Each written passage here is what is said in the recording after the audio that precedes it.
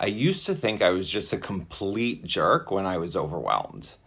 I'd snap at people I loved, zone out during conversations, and answer the phone like someone had just ruined my day, even if they were calling to help. And the worst part, I knew I didn't mean to be rude, but I couldn't stop it. I'd feel this immediate guilt, like, why did I just talk to them like that? It took me over 30 years to realize I wasn't rude. I was dysregulated. I was in sensory or emotional overload. I was masking. I was disassociating. And it's not an excuse, it's an explanation. And understanding that changed everything for me. For most of my life, I've been someone people describe as kind, loyal, empathetic. I'm the friend who listens, who remembers the little things, who offers thoughtful advice. But there's been this other version of me too. The one who snaps at people when I'm overwhelmed. The one who sounds short or cold when someone calls me on a rough day. The one who zones out in conversation and then reacts sharply when I'm pulled back in. For a long time, I didn't understand what was really happening. I just thought I was failing at being the person I wanted to be. Here's what I now understand. When I'm dysregulated, when my nervous system is overloaded, I disassociate. My brain checks out just to survive. And when someone speaks to me in that moment, it's like their words hit me too fast, too loud, too sharp. I'm not in the room yet.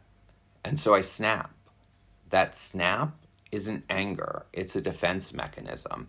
It's what some autistic people call the rubber band effect, where your brain is stretched so thin trying to hold it all together that the second something else pulls on it, it snaps.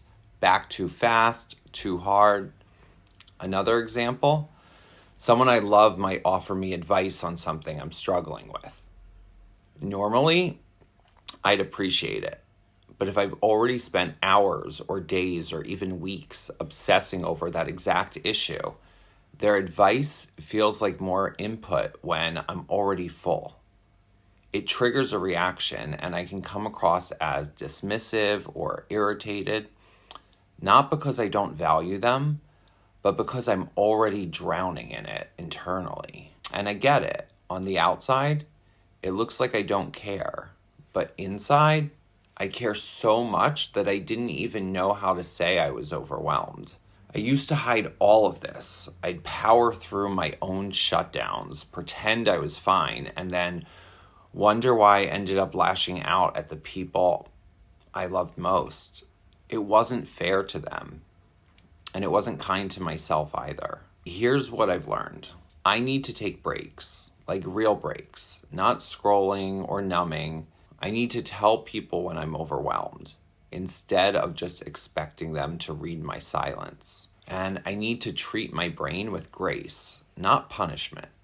I used to get so mad at myself after these moments. Like, why did I answer the phone like that? Why did I snap at my friend who was trying to help? But now I know those moments were signs for me, not failures, signs that I needed space or rest or regulation. I've also noticed a shift in my relationships. I used to have friends who'd call me 10 times a week, crying about their lives, and I'd always show up for them.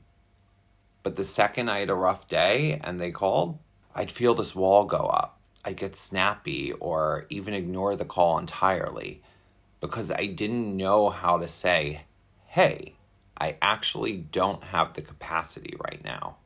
I thought they should just know, but that wasn't fair either.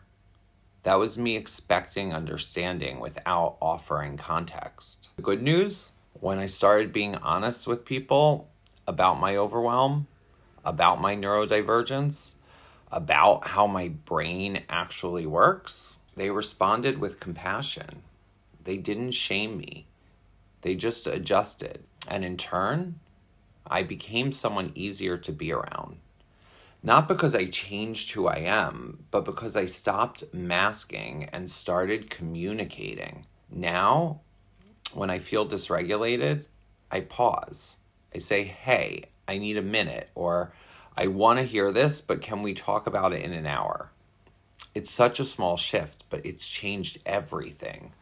So if you're someone who's ever felt guilty for how you react when you're overwhelmed, I want you to hear this.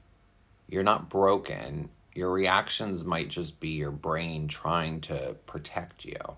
And once you start understanding the why, you can start shifting the now. You can still be a kind person, even if sometimes your nervous system says otherwise. The trick is learning to speak its language and letting the people you love learn it too.